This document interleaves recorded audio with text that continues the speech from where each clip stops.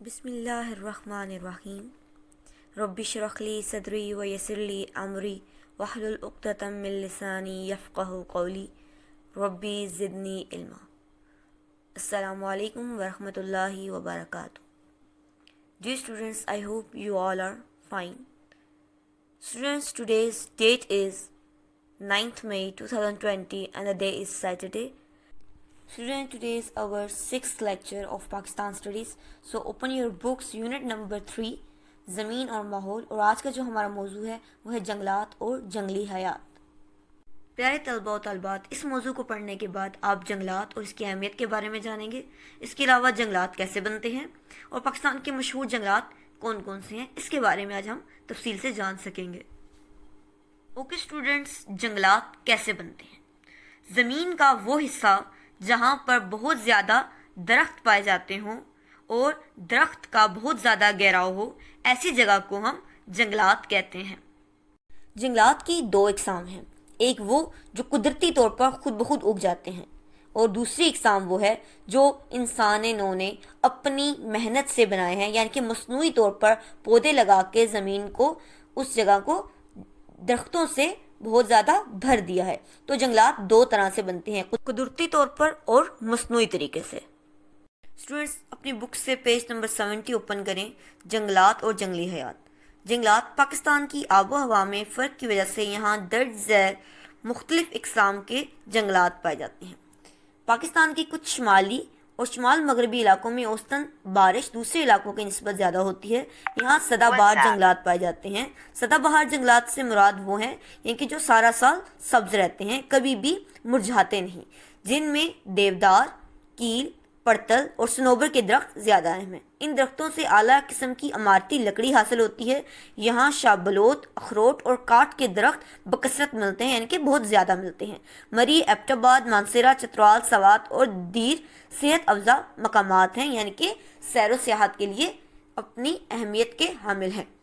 پہاڑی دامنی علاقوں میں زیادہ تر پھلاہی، کاہو، جنڈ، بیر، توت اور سنبل کے درخت ملتے ہیں، جن میں پشاور، مردان، کوہاٹ، اٹک اور راولپنڈی، جیلم گجرات کے اضلاع شامل ہیں۔ صوبہ بلوچستان میں کوئٹہ اور کلات ڈویژن میں زیادہ تر خاردار جھاڑیوں کے علاوہ، یعنی کہ وہاں پر جنگلات کم ہیں، جھاڑیاں زیادہ ہیں، لیکن اس کے علاوہ وہاں پر مازو، چلغوزہ، توت اور پاپلر کے درخت پائے جاتے ہیں۔ میدانی علاقوں میں کچھ جنگلات موجود ہیں جن میں شیشم، پاپلر، شہتوت، سنبل، جامن، دھریک اور سفیدے وغیرہ کے درخت ملتے ہیں۔ ان علاقوں میں چھانگا مانگا، چیچا وطنی، خانے وال، ٹوبا ٹیکسنگ، رخ، غلامہ، تھل، بہاولپور، تونسا، سکھر، کوٹری اور گدو شامل ہیں۔ دریاؤں کے ساتھ ساتھ بیلے کے جنگلات بھی ملتے ہیں۔ علاوہ ازیں اہم قومی شاہراہوں اور نہروں کے ساتھ بھی جنگلات دیکھنے کو ملتے ہیں۔ اوکے اسٹوڈنٹس، یہ جنگلات تھے پاکستان کے جو مشہور جنگلات ہیں، اور پاکستان کا سب سے بڑا جو جنگل ہے وہ چھانگا مانگا کا جنگل ہے، اس کو آپ نے یاد رکھنا ہے۔ اگلا جو ہمارا پیراگراف ہے وہ ہے جنگلات کی اہمیت۔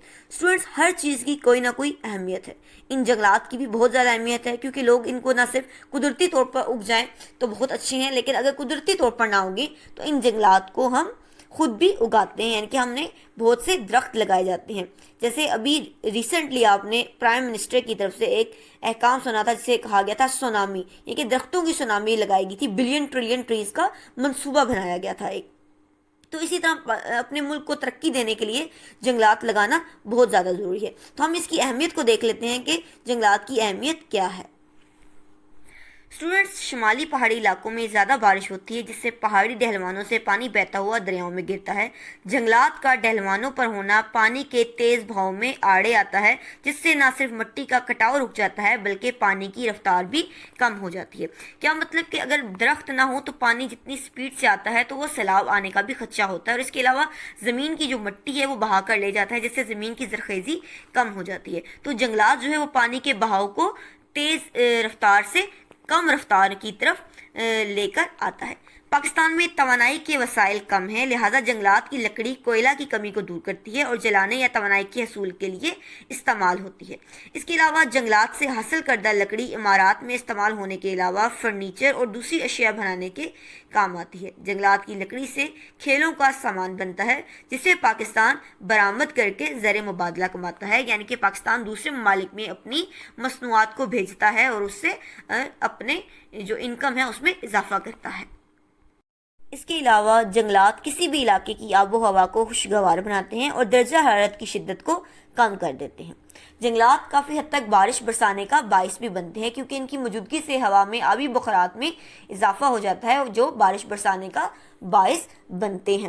اسٹوڈنٹس، آپ کو پتہ ہے کہ بارش کیسے بنتی ہے؟ یہ ایک پروسیس ہے کہ جنگلات جو ہے وہ درخت جو ہیں وہ آبی بخارات کو آسمان کی طرف لے کے جاتے ہیں اور بادلوں سے پھر وہ بارش کا باعث بنتے ہیں۔ اس کے علاوہ درختوں کی جڑیں مٹی کو آپس میں جکڑے رکھتی ہیں، جس کا ایک بڑا فائدہ یہ ہے کہ پانی کے بہاؤ سے مٹی کی زرخیزیں بہہ نہیں سکتی، جس سے زمین کی زرخیزی قائم رہتی ہے۔ جنگلات کے نہ ہونے سے دریا اپنے ساتھ ریت اور مٹی کی بڑی مقدار بہا لے جاتے ہیں، جن سے ہمارے ڈیم اور مصنوعی جھیلیں بھر جاتی ہیں۔ زراعت و صنعت کے لیے پانی ذخیرہ ہوتا ہے۔ درخت سیم تھور زدہ علاقوں میں بہت کارآمد ہے کیونکہ یہ زمین سے پانی جذب کر لیتے ہیں، جس سے زیر زمین پانی کی مقدار کم ہو جاتی ہے اور اس کی سطح نیچے چلی جاتی ہے۔ یعنی کہ اسٹوڈنٹس، درخت سیم تھور زدہ علاقوں میں بہت کارآمد کیسے ہیں کہ سیم تھور کہتے کسے؟ مین چیز تو یہ ہے کہ زمین میں جو ہے پانی کی سطح بہت زیادہ بلند ہو جائے، جس سے زمین کی زرخیزی کو فرق پڑ جائے اور زمین بالکل کاشتکاری کے قابل نہ رہے، تو زمین جو ہے وہ اس پانی کو اگر اپنے اندر ابزارب کر لے گی تو زمین کے اندر تھوڑا سا سطح جو پانی کی تہ ہے وہ سطح سمندر سے نیچے ہو جائے گی، جس سے زمین جو ہے وہ زرخیز ہو جائے گی۔ اس کے علاوہ جنگلات سے حاصل شدہ جڑی بوٹیاں ادویات میں استعمال ہوتی ہیں۔ جنگلات سیاحت کو فروغ دیتے ہیں۔ پاکستان کے بہت سے شمالی اور شمال مغربی پہاڑی مقامات ایسے ہیں جو جنگلات کی وجہ سے صحت افزا اور قابل دید مقامات ہیں۔